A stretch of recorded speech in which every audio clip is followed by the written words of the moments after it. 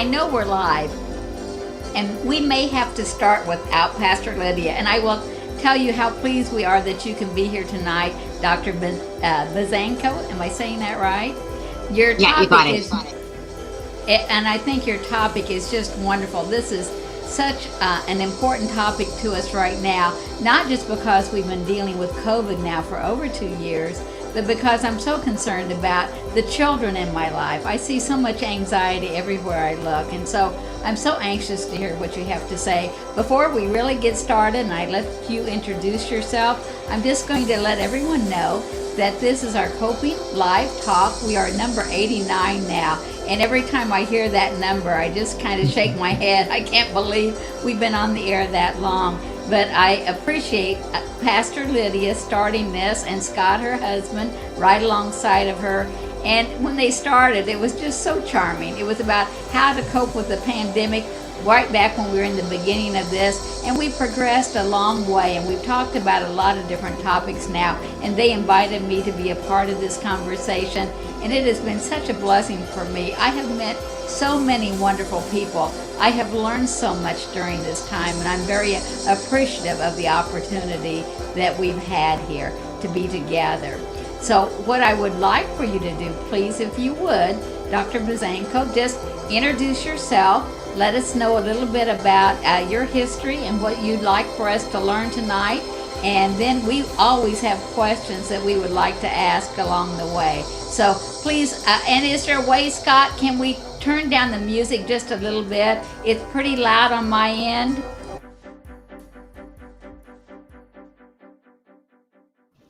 I do hear that as well. I think that's your bells at home. Yeah, that's better. And now listen to this. I forgot to turn off my clock, so now we're dealing with that too. I apologize. It was kind of a rough start, but we will be absolutely fine now. And so please, Dr. Buzanko, go right ahead. Okay, great.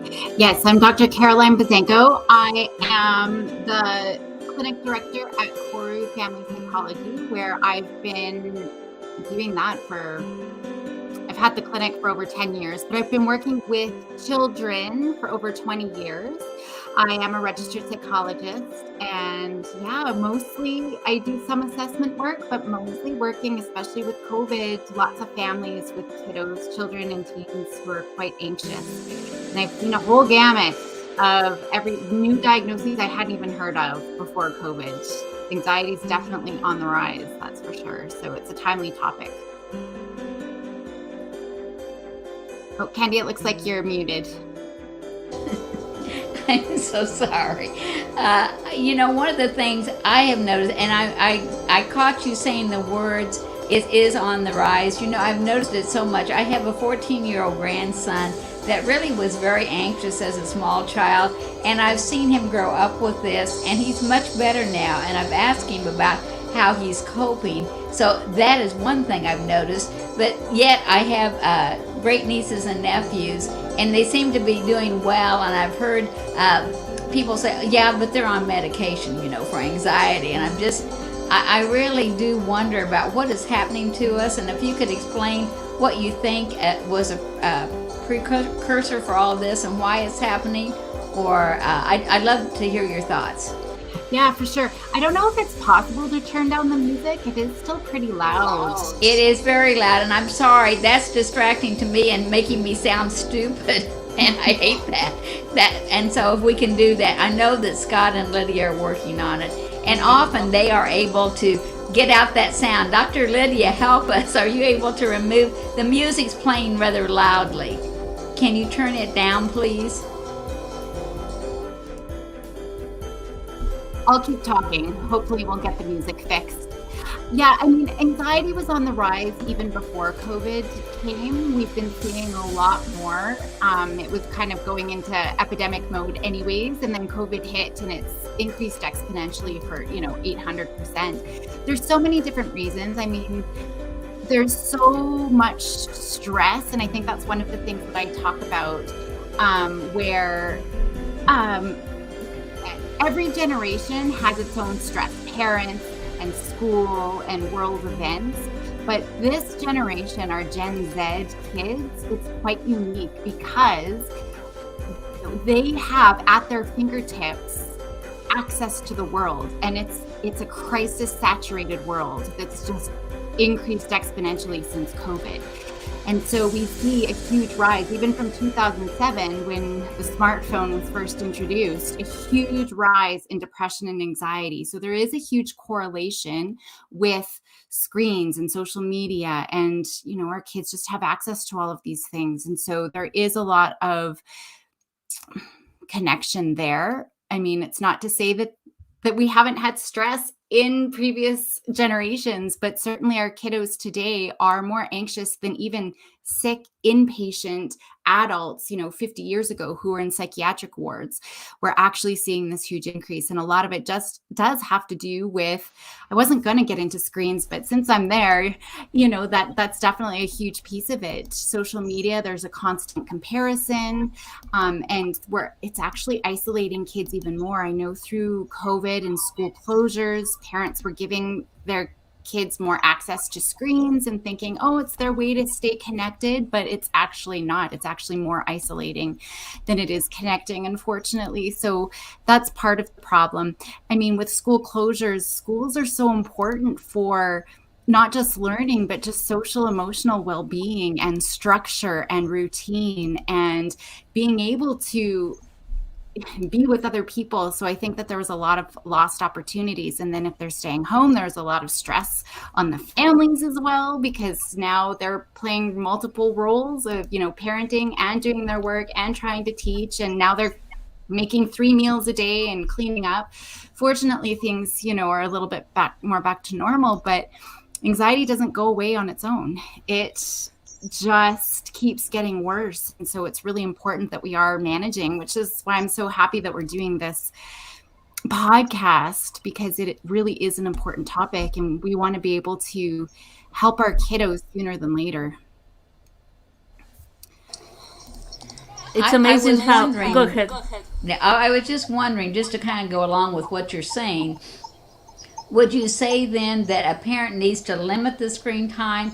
I just don't think we can ever get rid of all screen time. I just don't think it will be reasonable. But would you, or do the kids need to be kind of in your sight when they're on screen? Or how do you manage that? What advice do you give to parents? Oh, that's a whole other podcast.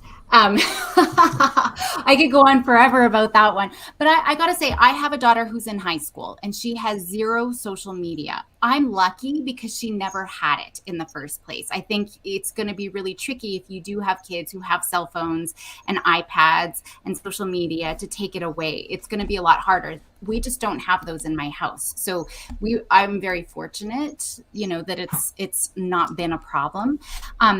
But we do have one TV that's down in the basement where nobody goes. From the minute I had children, I made a rule in the house that you always have to co-watch. So you can never watch TV by yourself. Even me and my husband, we cannot watch by ourselves. We have to be with someone. But in order to do that, there's important developmental tasks that need to be done each day. You need to read 30 minutes every day. You need to get outside for an hour and exercise for an hour every single day. And so both my girls usually combine those two things. So in every house, you have to make your rules and boundaries. That might not be as important for you. The other thing that they have to do is something creative for 30 minutes a day. So if they are able to do those 4 things and watch something an hour before bedtime, because we know screens disrupt sleep. And then when sleep's disrupted, that's going to affect emotion regulation, increase anxiety, depression, and it's just a vicious cycle. So if they can do all of those and there's enough time for a show that somebody else is going to watch with you before an hour before bedtime, then they can watch something. So, I mean, I think I'm definitely very strict, and I think that would be really hard for a lot of families. So it's being able to come together as a family and collaborate and make a plan, so that we can all follow and be good role models, even as adults, something that we can all agree on. I think that that's really the most important piece is, being able to involve your kids, maybe making a social media contract or a screen sort of contract, something like that you can all agree on. So what would you say about the philosophy of using TV or computer time as a babysitter? Oh my gosh. And that's the trap that we fall into. I remember going to the park. I think our girls were about 18 months old. And I met another woman whose daughter was just 3 days older. And I remember my daughter climbing the park, like 18 months, right? Climbing up the ladder. It's my first baby, didn't know any different. And the mom's like, how is your baby doing that? Like, how is she doing that? Because her daughter came toddling along, trying to, follow my daughter up the ladder and couldn't. And she's just standing there and then crying, trying to get her mom up. And I'm like, well, how can your kid not do that?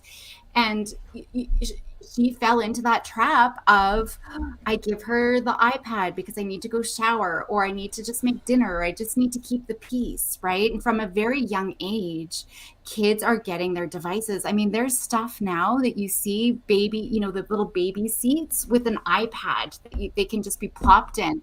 And it's just, parents can come to me and they complain about my child. They always say they're bored and we can never seem to fill their time. And this is the problem.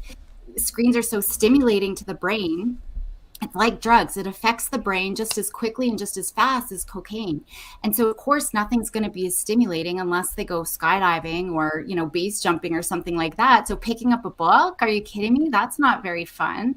So it's a problem. And I just tell parents it's going to cost you more tomorrow than it is today. So it is a pain to break that habit of giving it just to keep the peace or to, as a babysitter, I just need to get dinner cooked.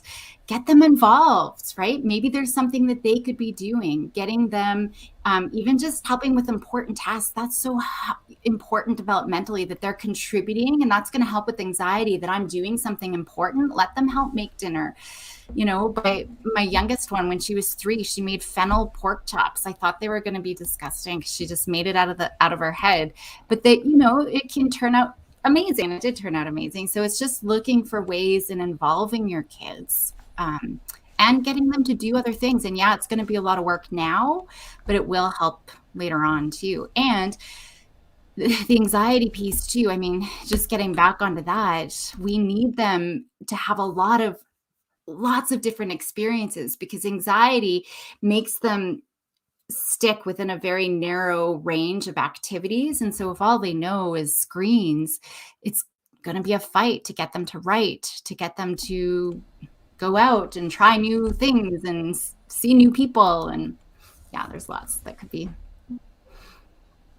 I was amused by some of the movies that I've seen where the aliens are invading, and the hero of the show, of the storyline, is this young person who has been raised on video games.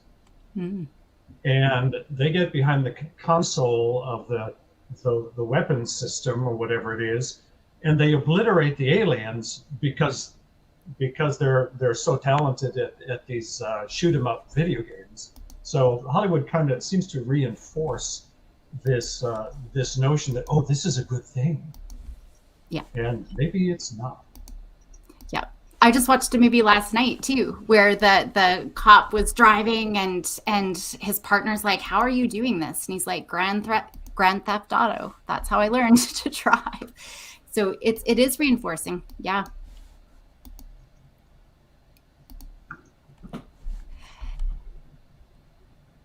I was wondering, the thing I'm faced with now is 2 grandsons that have a lot of screen time. Now, it really isn't the social media. I'm not worried about Facebook or TikTok things or just, other things like that, but just playing video games. And I'd like to kind of break them of that in some way, and just, I don't know how much pain I can put us through being just the grandma, because I have a tendency to spoil my grandchildren, but I just think it would be so much better for them, for our relationship, if we did things, and it wouldn't involve playing games and watching a screen. And I guess I'm just trying to wrap my head around how you can really do that, and I'm thinking about it. Yeah, well, it really is. I mean, sometimes we have to take a unilateral approach as parents. I think that we sway too far some ways where it's just, it's the kids' way and we give in and we don't want to put up the fight and everything else. I mean, as grandma, though, you can put those boundaries in your own home as well, right? In your own interactions. I think it does take a little bit of planning. Like, we're going to go do these things and you're probably going to get, eye rolls and the Uggs and things like that. And it can be punishing for us. I think that kids extinguish us quite a bit because it's like, it's just not even worth the fight. Just go play your video games. So we really got to stick with it. If it's important to us and, for our values, then we really got to stick with it because it does get worse.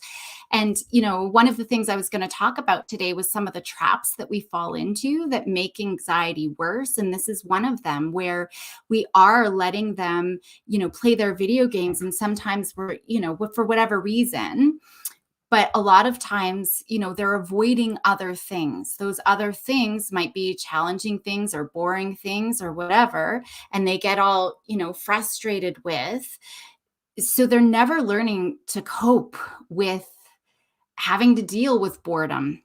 That's part of emotion regulation, right? And self-regulation, resilience. They need to have a lot of different experiences and they're just missing out. So I think that it's just a matter of making it a priority and knowing, yeah, there is going to be a fight. It is going to be hard. There's going to be an extinction burst where kids' behaviors are going to get worse and they're going to push it as far as they can. But when they realize, okay, mom, dad, grandma, whoever has got that boundary and they're not budging, then the behavior will dissipate. And then lo and behold, they're going to go find other things. And we hear this where kids they go on holidays and there were no screens. They survived and they probably survived happily, right? And so I think it's just a matter of being able to sort of lay down some of those boundaries. I think we just have to do that. That's our role as parents, right? Or as caregivers. So we definitely have to do that. So it's definitely a huge trap.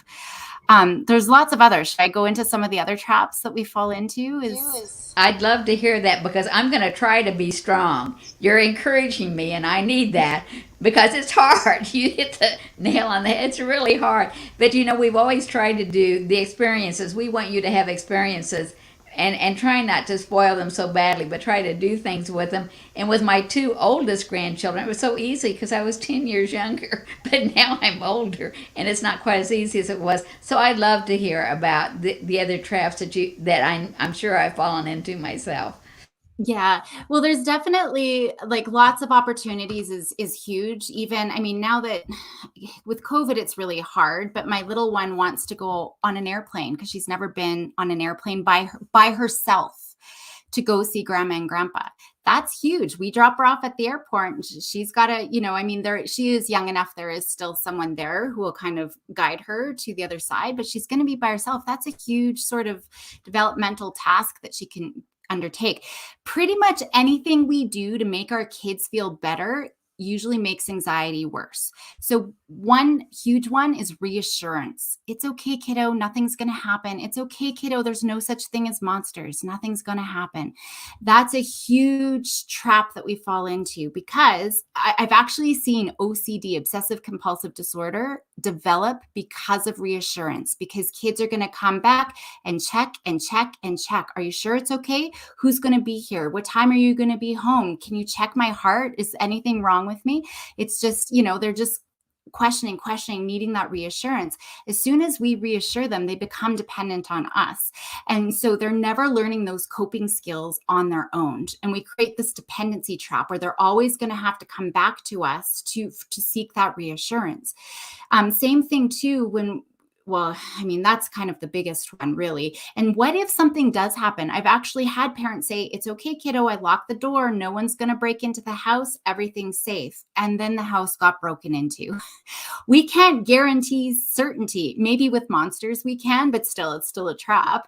But sometimes things do happen. And now their anxiety's gone through the roof and they're not trusting us. So we need to have some uncertainty. I don't know what time I'm going to be home, kiddo. I don't know exactly who's going to be there. We're going to find out. And so they can start learning through their own experience that, hey, through experience, I will find out the answer. I just need to wait.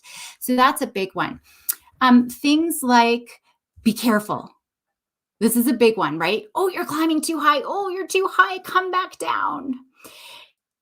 Anxiety tells kids essentially that I can't handle it, whatever it is. I can't handle COVID vaccination because it's a needle. I can't handle going to the dentist. I can't handle writing a test. I can't handle, it doesn't matter. Whatever the anxiety is, it's essentially the story that I can't handle this situation, or even just the feelings. Like a lot of kiddos, and I've seen a huge increase in this just with COVID, a lot of kiddos have, oh, I'm sick. I can't go to school today. Right. And it's the discomfort. They're worried they're going to throw up, or they're worried that they're going to, like, they feel like they can't breathe. And so those feelings, they feel like I can't handle it. So what ends up happening is when we're jumping in, we're essentially like, we're saying, oh, you're going too fast, slow down a little bit, come down a little bit, be careful. We're essentially sending that message. We don't think you can handle it either. So we got to be really careful. So even if they're up in a tree and you're like, oh, we got to kind of hide that inner, oh, be careful, to like, yay, look at how high you climbed. We got to show confidence. We've got these mirror neurons, monkey see, monkey do. And it literally is where if they see us confident, they're going to feel confident. So that's another really important tip, right? Not just always saying be careful all the time. Anything that we do to help them avoid discomfort is also problematic. So good examples are, hey, kiddo, go to your sleepover. And you know what? If you get nervous in the middle of the night, just call me. I'll come and grab you anytime. It doesn't matter. 2:00, I'll come pick you up. Or, hey, kiddo, oh, you don't like riding the bus? Let me drive you, right? I've seen it in schools where kids, actually, I was doing an assessment with a boy. He just came in from recess, and I said, okay, kiddo, we're going to do some writing. He's like, oh, I have anxiety. I get really nervous writing, so I get to go see Mrs. G. I'm like, dude, you just came in from recess. You don't need another break. We're going to do some writing. And I see that in schools all the time where there's a lot of accommodations where, oh, the kiddo's feeling anxious. They get to go to a sensory room, or they get to go to the school counselor's office. That would be cool. Like if I got nervous or stressed and didn't want to do my work because it was stressing me out, that would be amazing to go and sit in like a swing or go and talk with someone in a big comfy chair. We're reinforcing that anxiety. So we're telling them, see, you can't handle it. You better go have a break. So we're reinforcing that. But then we're also letting them avoid, so they never have the experience to be able to sit through the test or to do their performance or to whatever it is that they need to do. They need to learn, hey, I can handle it. Maybe it sucked. Maybe getting the needle still hurt. It sucked, but I survived. And they never see at the other side that I was able to survive.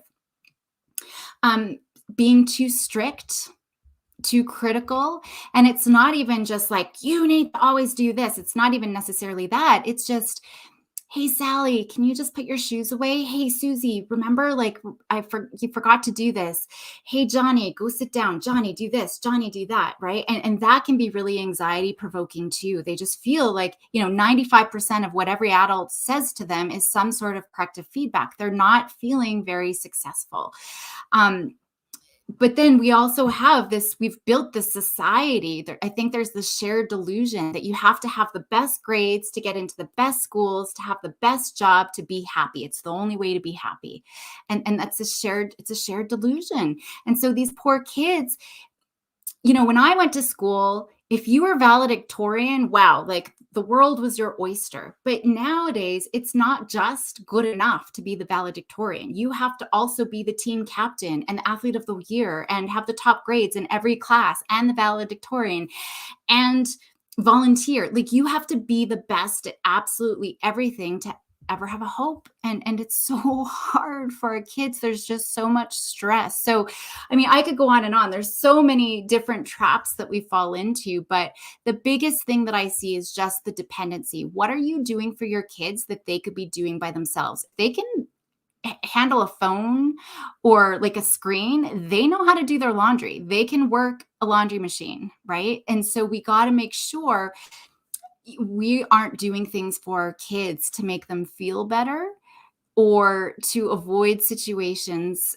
Yes, again, it could be a little bit of a fight, right? Bedtime's a huge one. It's a huge one. Sleep with me. I can't tell you how many kids, need their parents there in their room to fall asleep, or they're sleeping with their parents, and it doesn't go away. I think parents think they're going to grow out of this. But I tell you, I still have 16, 17-year-old boys who are sleeping on a mattress at the foot of their parents' bed because they've never learned how to cope on their own. So it doesn't get better. We need to, like anxiety, it just gets worse over time. We need to be able to support them now. Can I tell you, I'm getting really, really anxious. I just feel I've done so many things wrong. Help me. Before I feel like it's too late. It is so funny because I'm a retired teacher. So those things you were saying about going to your safe place or taking a break, all of that is so true. And none of us ever thought we were doing anything to make it worse for kids. This is incredibly enlightening to me. And Dr. Lydia, can you talk now? I was going to quit talking but I just think, oh my, you've hit so many things that I think we could talk about this for days and weeks possibly. But Dr. Lydia, I'm going to let you have a chance to talk. You got your mic and everything working? I hope I do. They do. Can you hear me? I guess today was a wonderful test from the very beginning of our resilience, of everybody's resilience, and including our audience, because as I realized, it was somehow music on the background playing, and my computer froze, and my mic still does not work, so I use AirPods. And so the question I have, luckily I was listening. So Dr. Buzanko, question I have. So for example, when we talk about no social media for kids, and then now I want to connect it to when you said, do not control your children too much. Allow them to make decisions. So is it possible to connect those two, even with iPhones and iPads, and the time that children choose or can watch TV and certain maybe movies or games? So is it better to allow them some control but teach them how to make decisions about what is healthy and what they can watch, or better prohibit it and not allow them to watch on their own? It's so tricky because that's everyone's, I think, fallback, is that we need to teach them. I mean, yes, we are in a digital age. We are never going to get rid of them. It is impossible to have them avoid.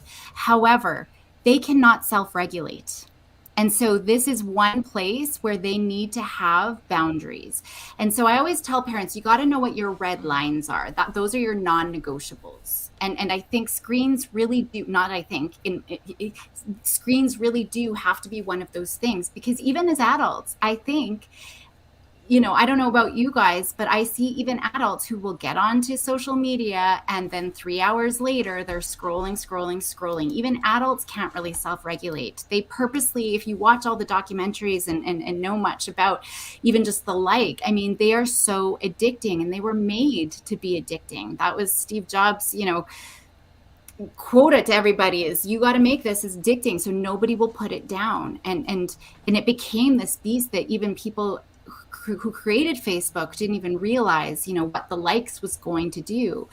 And so I don't know if you've ever seen the Disney movie WALL-E with I really think it's going to turn into a documentary. So if you haven't seen it, it's where, people ruin Earth, of course. And so they take a spaceship out to space and everyone's disconnected. I mean, everybody is overweight, and they're in these flying little cars, completely not looking. They don't even realize there's people around them. There's a screen in front of them. They can just order up their big, huge Slurpee, and they're just so engaged. And I think we're going in that direction. And I've even had girls, come in with their parents, and parents are like, this cell phone, she's always on her cell phone, she doesn't do anything else, right? And so she's like, no, it's not, like, I'm only on it for 10 minutes a day, right? And so I do this experiment all the time. The worst though was when I said, okay, do you think when 2 minutes is up? Like if you go on your phone, scroll through social media, will you know 2 minutes is up? Yeah, for sure. Okay, cool. I'm going to set a timer. You scroll, you stop, you put it down when you think 2 minutes is up. Okay, cool. 15 minutes later, she's like, that's probably getting close to 2 minutes. I'm like, are you kidding me? 15 minutes. She had no clue. And you know, we're here with the parents like, oh my gosh, right? And that's kind of what happens. It's a huge time robber. And especially for our teenagers, their executive function, I mean, that's a whole other podcast too, just teen development, their brain development, their executive functioning is sort of offline. So if you've ever had a teenager and you're like, what were you thinking? They weren't thinking. That part of their brain is not really optimal in teenage. It actually regresses. You know, an 8-year-old can make a better decision than an 18-year-old. And so you put screens in their hand, it just makes it hard. So very long answer to say they can't self-regulate. They need to have boundaries. I do think collaborating with them to create a plan is important so they have some input, but they really can't be left alone. I like, Caroline, how you talk about some things that are not negotiable.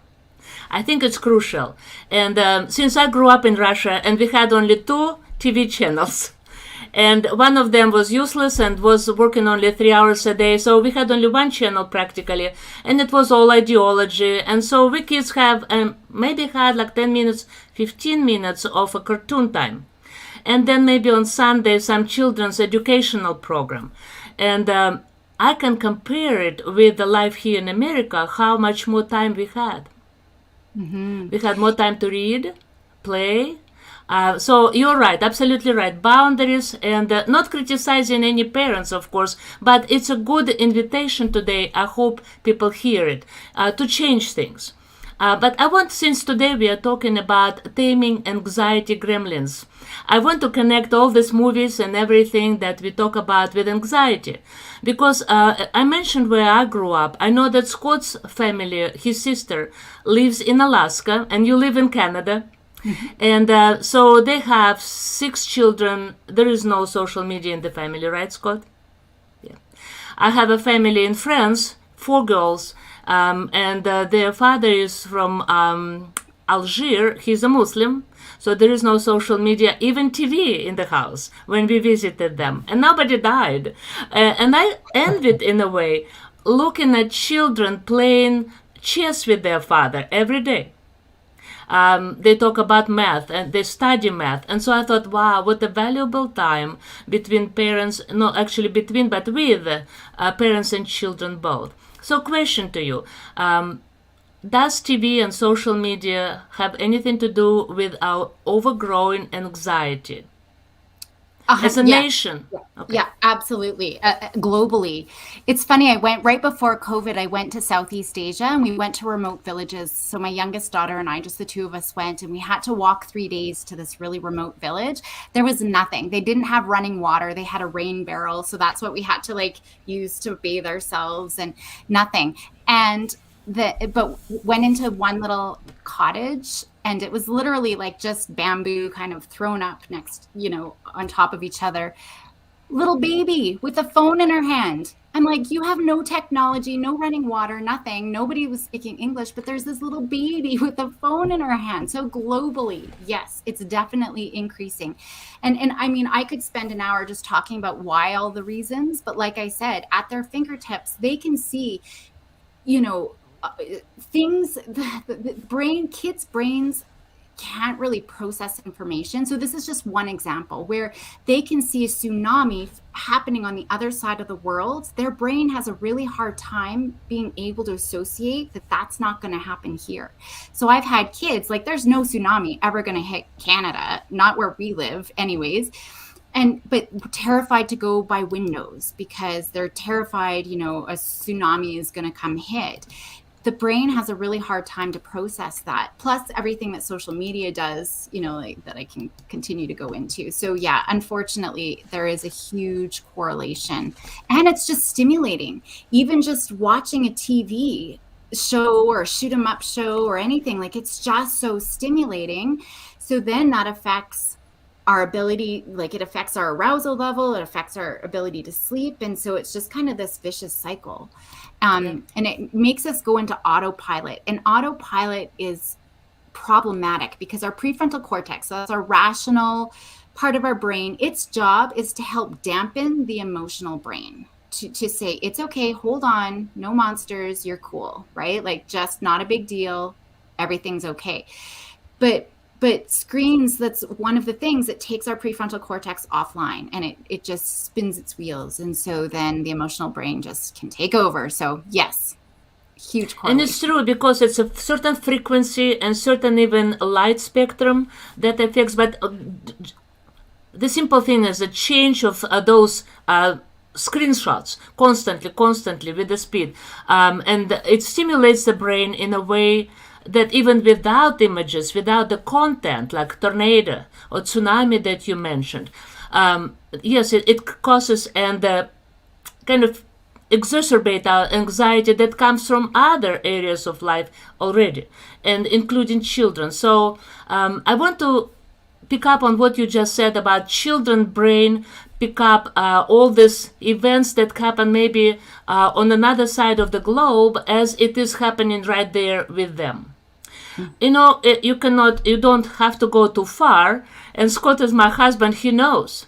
You mentioned boundaries, and but also this ability of the brain to process things as they happening right here, right now. I'm an adult, and I think I'm well educated. But if I watch a horror movie, I just froze one day, and then I said, 5 minutes into the movie, Scott can watch them, I think, without having that same emotional response. I feel that my skin immediately starts crawling. I have goosebumps. My hair kind of, rises. And I'm getting sick in my stomach.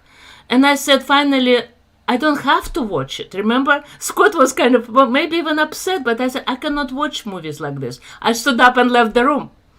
I remember I watched a movie about a lost expedition in the Urals, not too far from where I was born. And I watched the movie for a while, and then it just became so real to me that I had to finish it. And I think boundaries is an important thing, especially when it comes to adult movies, because it's another layer of that. And so I'm glad that, for example, you mentioned you and your husband watch movies together. And Scott and we watch movies together too. Not even thinking about that, like, sort of control, like wife's control over her husband. But I simply feel like we are getting more connected. And then in a way, it's an agreement. It's a negotiation that happens. Scott knows I cannot watch movies that are horror movies. I cannot watch too much adult content. I just can't. And we adjusted, and we watch what we like both. Educational movies, kind of challenging movies, and also that generate more kindness, emotional intelligence. And also we made a rule, and that's another boundary, that we respect time and we do not watch movies like we used to till like midnight. 9 p.m., that's it. The TV goes off. But could you talk more about it? How can you not just advise to parents how to treat children and create boundaries, but also for us adults? How can we reduce our anxiety by respecting time that we need for other things to do that nurture us? So that, I think, is very important too, because I'm afraid that anxious adults raise anxious children. 100%. I'm actually starting to do a model at my clinic now where I won't even see children until I work with parents first, because I'm working with kids, working on their emotion regulation, but I'm throwing them back into a fire because it's usually our own anxiety that's sucking us into these traps, right? And then it's like, oh, I don't want you to feel bad. I want you to feel better, but then we're making it worse. And so our nervous systems can communicate with each other. There's lots of research showing this. When parents are stressed, even their babies are stressed, like their heart rate will start to mirror their mom's. And so it's huge. It's definitely, if we're stressed, our kids pick up on that tension right away. So I'm starting to make it where you have to work with me for 4 sessions before I'll even see your kid. And even then, I'm not just working with your kid, I'm working with you guys together. So I think it comes down, I know we beat ourselves up all the time with all the things we should be doing, right? We should all over ourselves all the time because we know we should be sleeping and we should be working out and we should be doing this. So I think it's finding what's really important for our values. Oh, sorry. A child is supposed to be watching the dogs right now, but so it goes to your values. What's important to you? That's usually where I start. Why would this be important? Why would sleep, getting good sleep, for example, be important in your life? So I actually have people track their day from the minute they wake up to the minute they go to sleep. And what are you doing in that time? And looking at your time robbers. Those are the things that are robbing you of your life. I mean, I think the average American, this was pre-COVID, the average American spends more than 10 to 15 years just watching TV. So think since COVID, I'm sure that number has increased. Do you want to spend 15 of your years on TV, on screens, right? So it's looking, I think we just 10 minutes. And it's our go-to, right? I've had such a long day. I'm just going to go watch TV. And I think we get bored too. Like, what else could I do with my time? So it's just a matter of making it a priority if it's important to you, if it really is. But it's not just saying, turn off the TV. We're not doing TV. We need to be able to identify alternative activities. So my front, like my living room, it's paints. And so we've got tons of different like canvases that my girls can paint. We've got books and coloring books, and we've got a library of books that they can read, and we've got crafts that they can do. And so we've got all sorts of games. I mean, we've got tons of games. So we got to make sure once we see how are we actually spending our time. And it might not just be screens. I remember one mom doing it. She's like, oh my gosh, I'm doing laundry like 10 times a week. Like, this is ridiculous. So she made a boundary. I'm only doing laundry Tuesday afternoons, right? And so we can start looking, what are the time robbers and what would we want to fill in? You know, looking at the most important areas of our life, family, how can we nurture those relationships? What could we be doing to build those connections?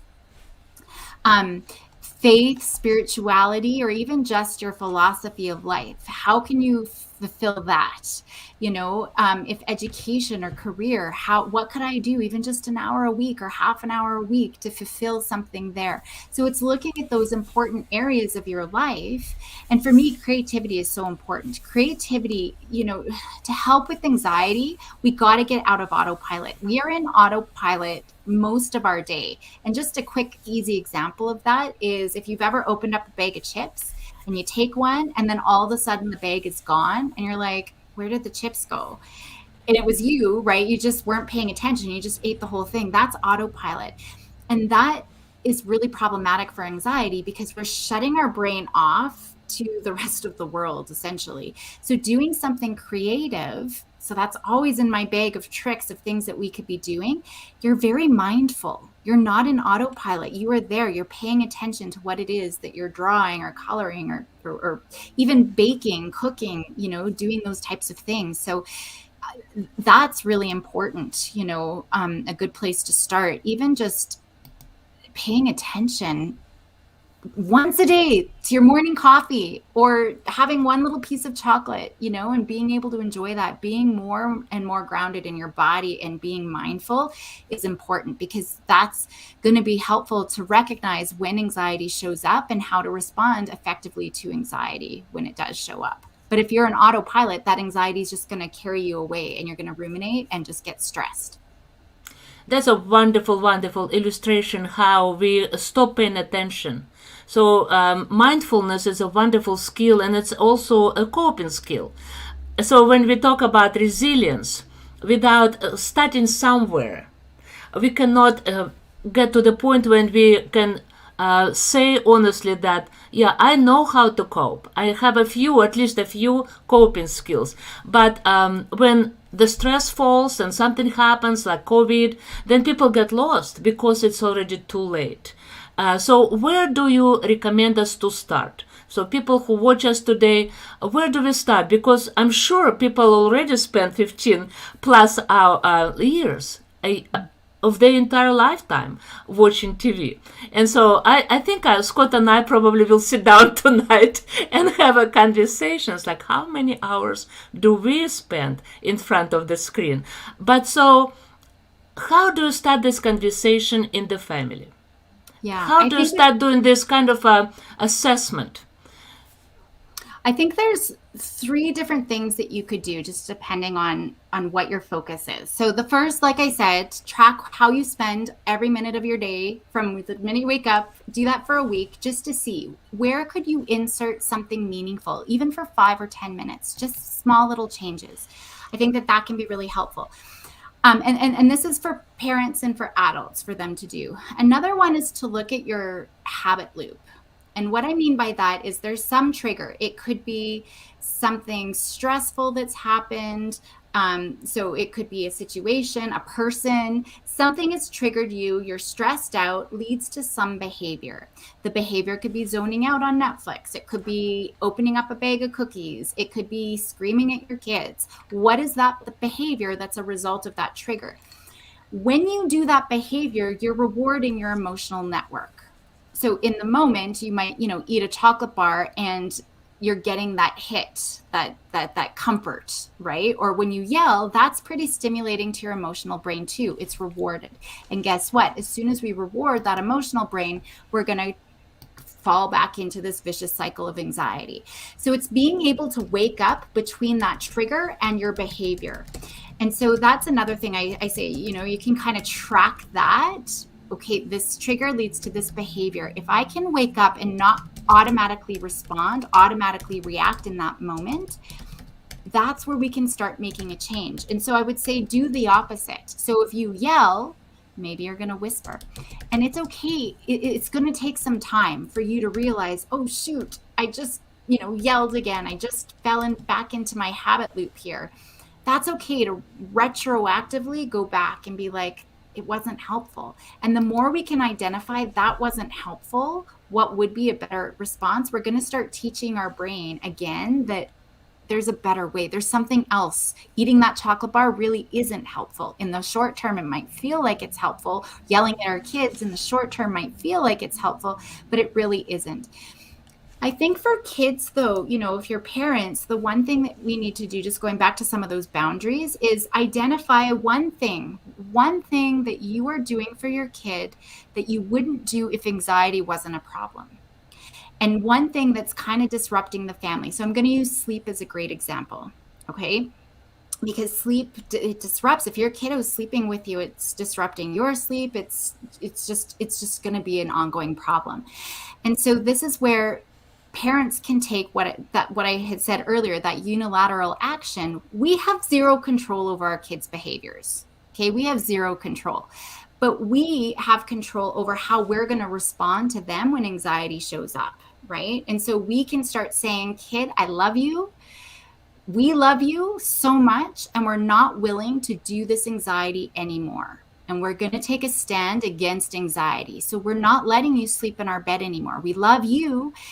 And it's not anything to do you, but we know it's this anxiety and it's ruining our sleep. It's ruining your ability to be able to sleep in your own bed. So this is what we are going to do as parents, and kind of making those announcements, right? Ideally, we want to make a plan with kiddos, but in this example, it might be, okay, kiddo, I'm going to tuck you into bed. I'm going to set the timer, and I'm going to come back and check on you in 3 minutes or 5 minutes or whatever that is, right? And so I'm willing to come back and check on you. You have to stay in your own bed though, right? So that's what I'm going to do. So I'll know that you want me to check on you when you're still in bed. But hey, kiddo, I'll know you don't want me to check on you when you're not in bed. So we're giving them that choice. We have zero control, right? We can't dangle, like, if you stay in bed, then you get screen time tomorrow.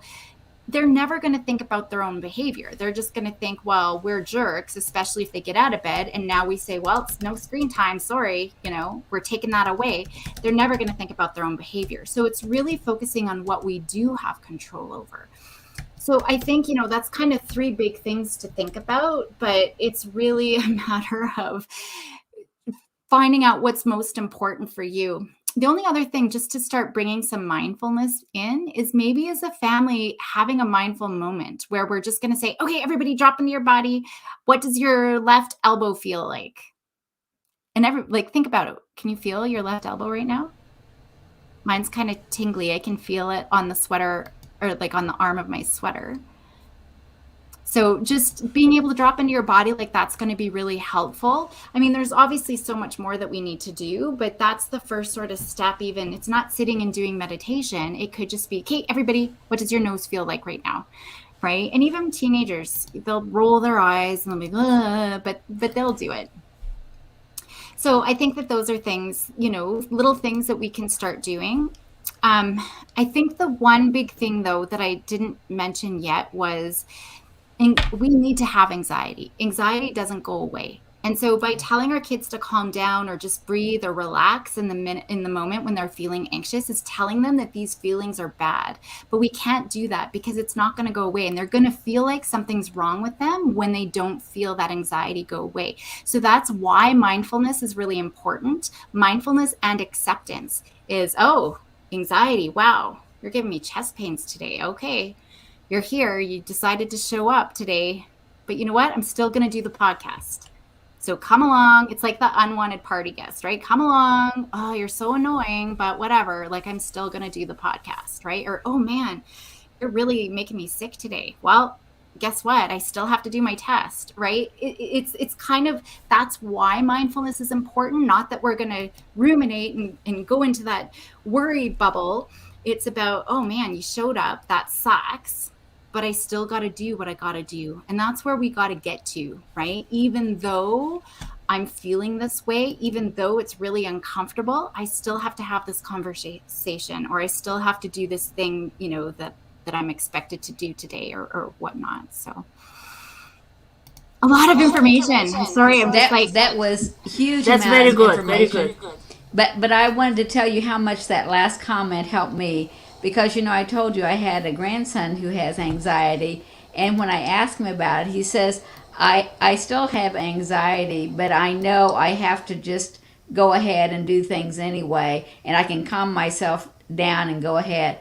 Thank you for saying, because I kind of wanted him to not have anxiety. I wanted that to be gone for him. But it was helpful for me to know that it's okay to have anxiety and it's part of life. So I appreciated hearing that.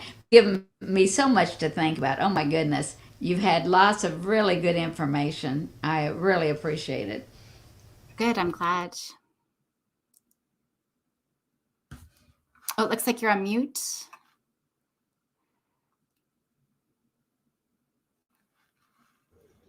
Lydia, you're muted. Oh, how about now? There you go. Oh, wow. So, interestingly enough, that my microphone suddenly kicked in by itself because I thought I was still talking through the AirPods. So, a question I have, and this question came up just here on the screen. What are the signs, since, you talk about the autopilot, what are the signs that we are making, I guess, we are making choices on the autopilot? Yeah. It's tricky because once we're in autopilot, we don't recognize we're in autopilot. Okay.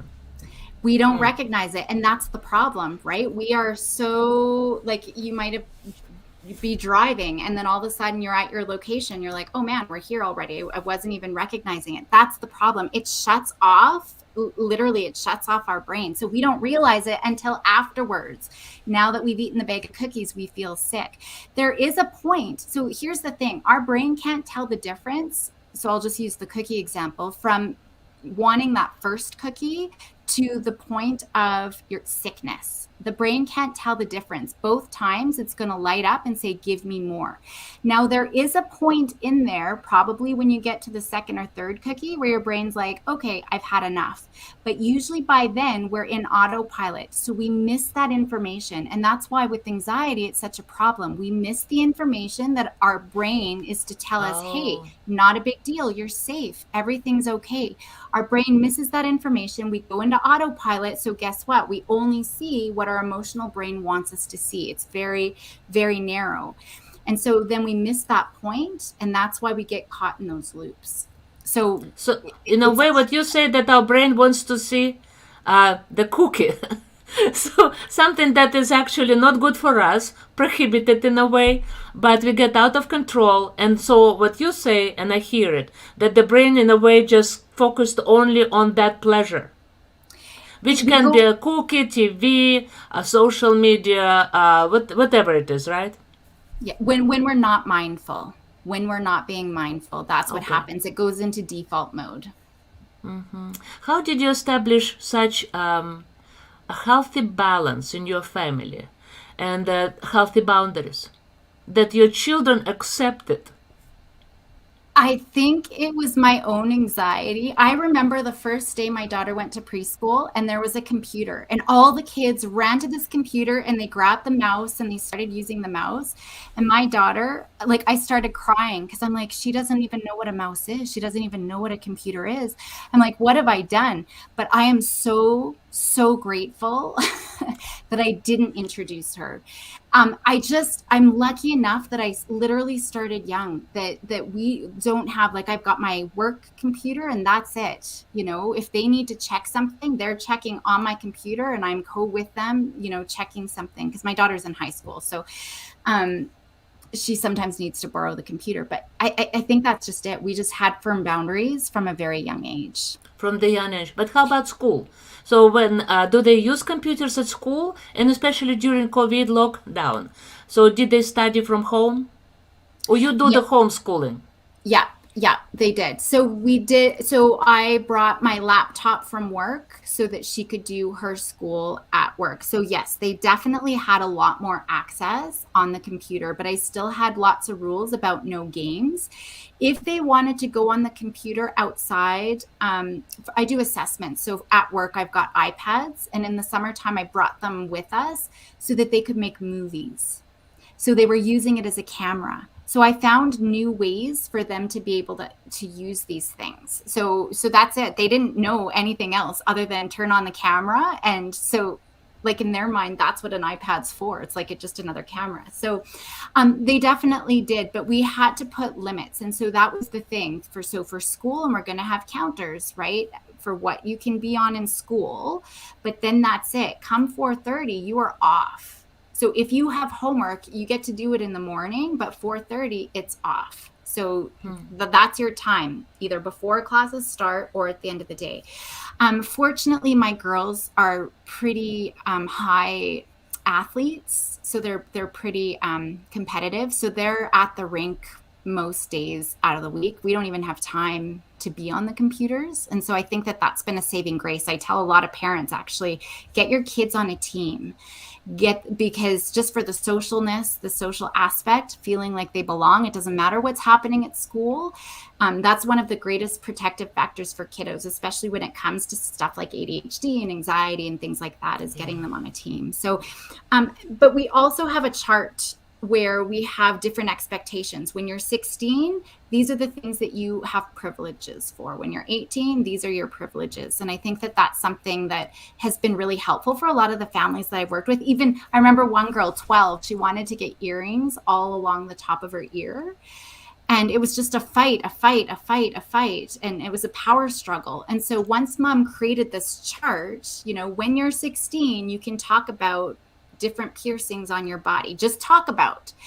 So then mom could say, so when her daughter brought it back up, 16. She could be a broken record. She didn't need to engage in the fight because it was written down. She just needed to say 16. And then futility sets in and the kid's like, because she knows mom's not going to talk about it until she's 16.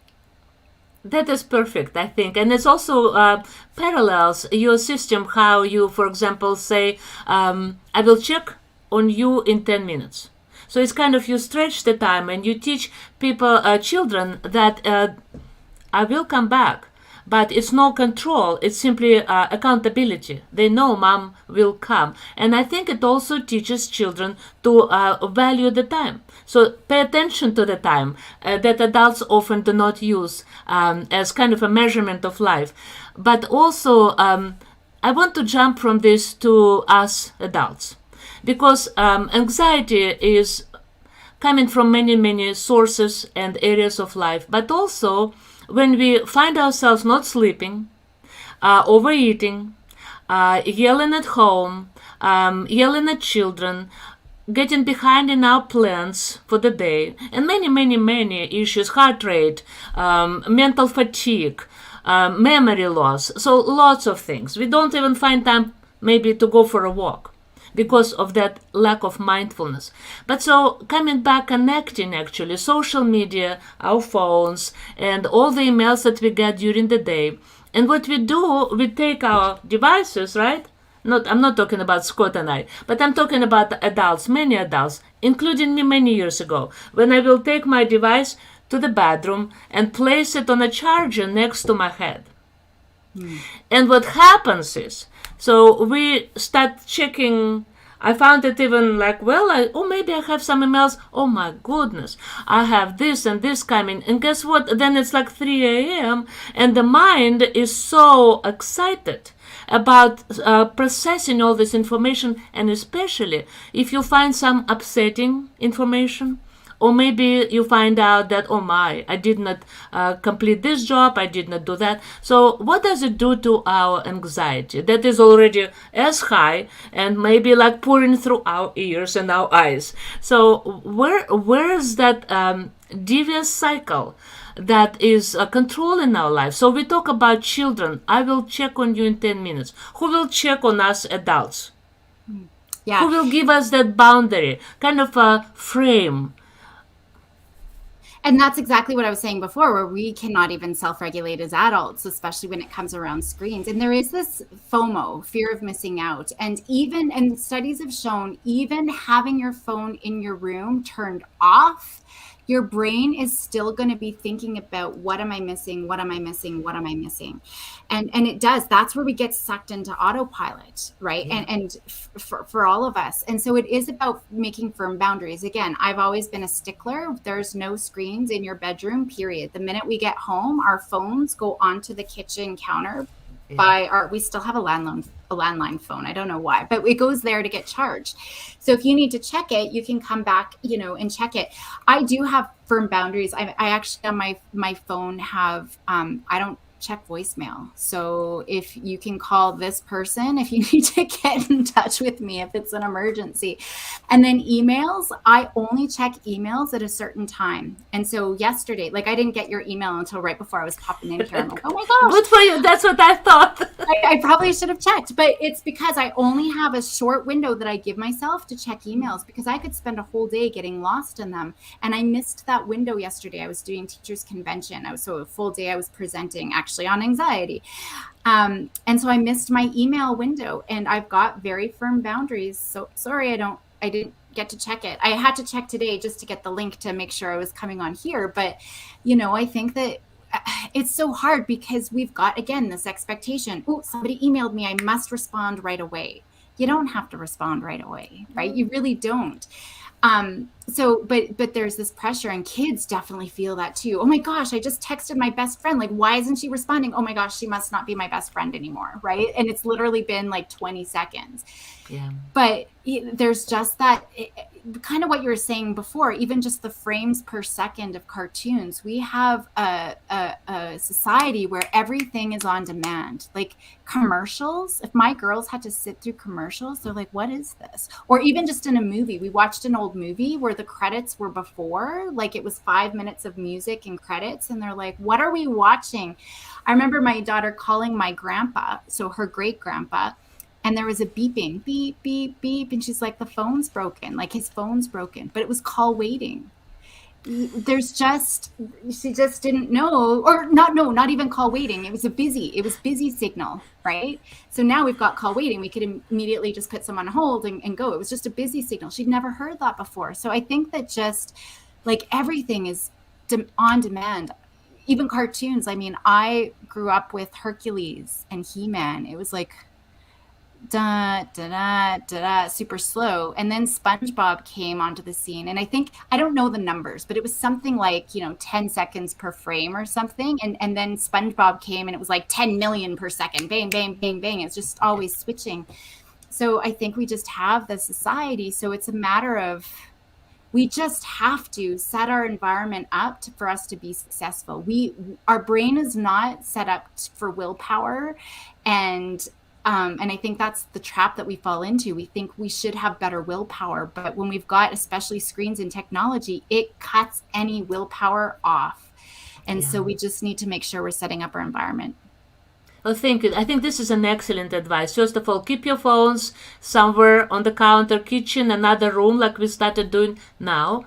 Also, it's a danger of falling into the trap of autopilot and start acting and making decisions on the autopilot.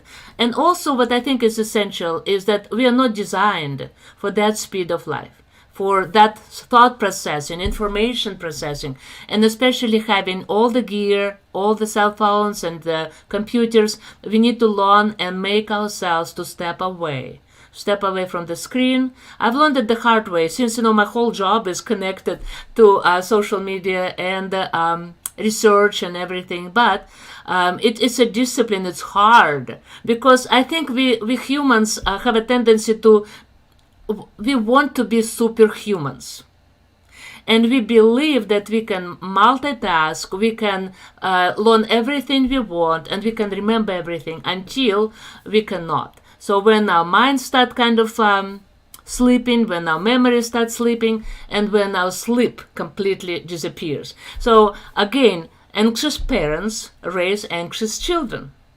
And parents who live on a constant autopilot and also have a tendency to yell at children, do not have any boundaries between spouses and children.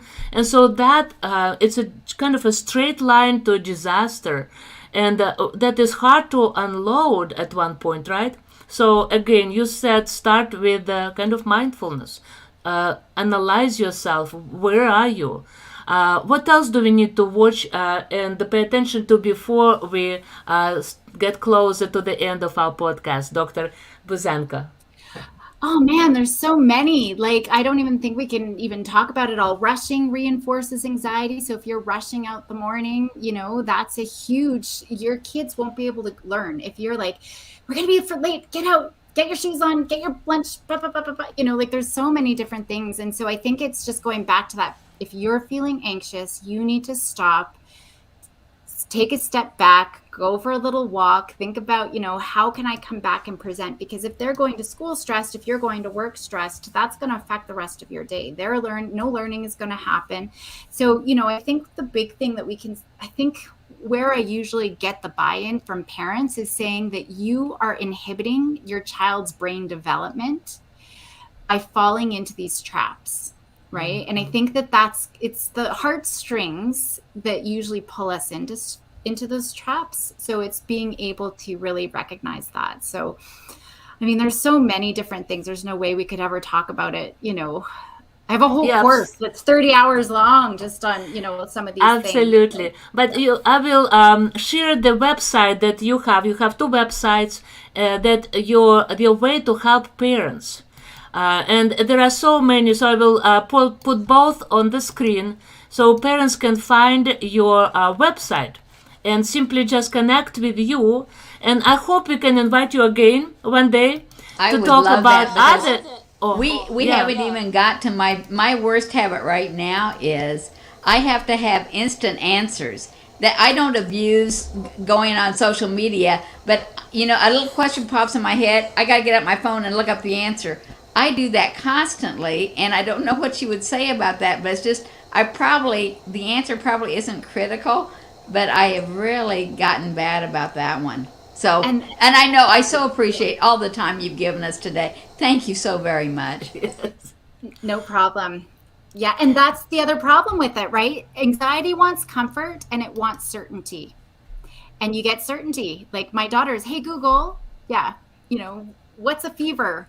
And she's checking her temperature and stuff like that. So if you're giving certainty or comfort, you're making anxiety worse.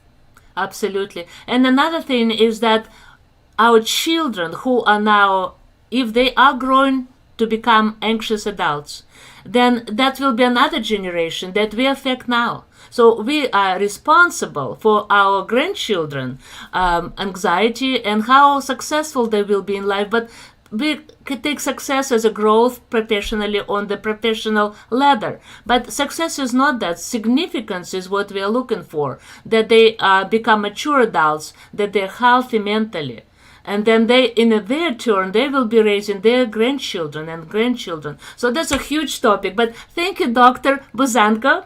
Thank you for your time, and thank you for, I've learned so much from you that in a way reinforced my ways, how I do and treat time, but also reminded me that in some areas I fail. So I'm just jumping right in, and I will be following all your advices. And I shared the video today with my family. I have 2 children, so they raise their children like you do, but still I think it's valuable what they will hear today. So thank you everybody who watched us today.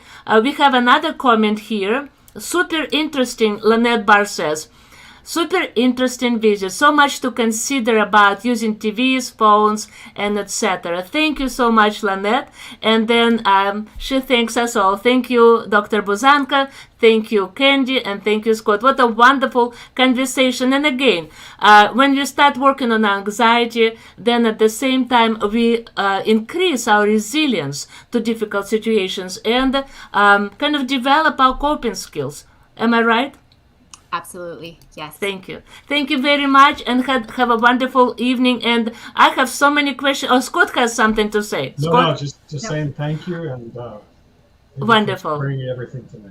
Okay, thank you. Have a good evening. Okay. Bye. Good night.